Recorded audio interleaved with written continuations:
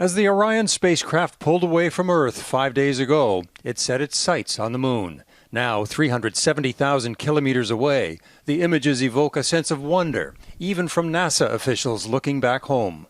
Now you are seeing the Earth, you are seeing home, you are seeing yourself in that image right there.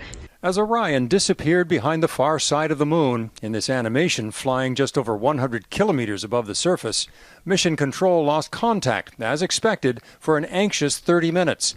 And then relief, as our planet re-emerged, the Artemis mission still on course.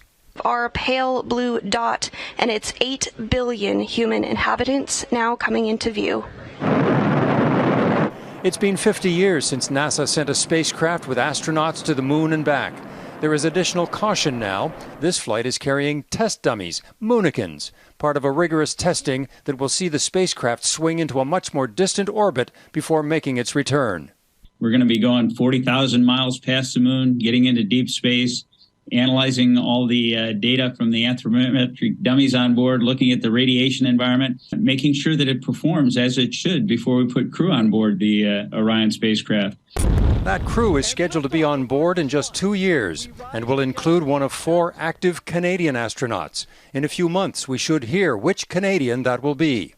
There will be announcements following concerning the crew that will be on board Artemis 2, among which a Canadian Space Agency astronaut. In as little as 3 years, astronauts are expected to return to the surface of the moon.